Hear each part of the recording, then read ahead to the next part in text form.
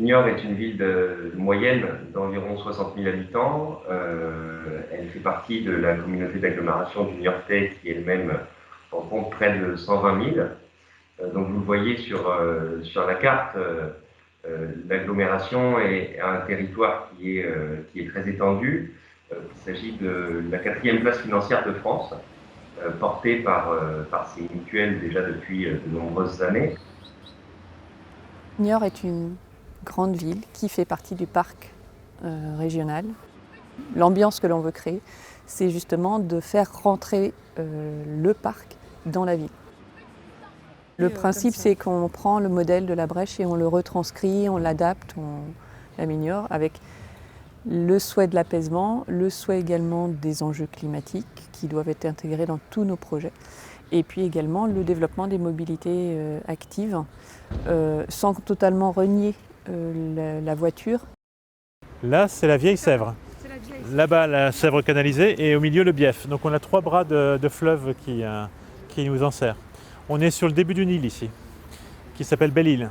Il y a une faune importante. Et là, on est sur le prolongement des quais. Donc, on retrouve la Sèvre canalisée sous le Grand Arche. Et traditionnellement, au XVIIe, voilà, les pots il y avait un commerce transatlantique, les pots du Canada venaient aussi sur Niort, étaient travaillés, etc. Et puis ça a disparu. Et puis on a inventé les mutuelles, c'est parfait. Ça a assuré à la ville de poursuivre sur une autre dynamique, moins industrielle, mais assez riche, voire très riche. Aujourd'hui, sur la carte que vous voyez, il y a plusieurs secteurs qui ont été identifiés, donc qui font la jonction aussi avec ce qu'on pourrait appeler la périurbanité. Certains d'entre eux, tels que l'axe Niort-Choret par exemple, ont déjà été très aménagés.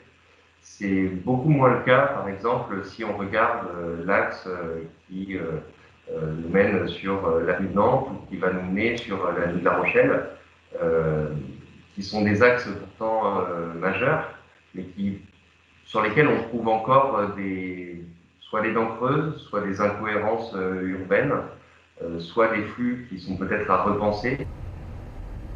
Il faut un accompagnement pour faire la jonction entre l'hypercentre qui commence à se requalifier et les villes périphériques qui, elles aussi, sont de belle qualité, mais que cette rupture vient perdre en fait dans notre aménagement général.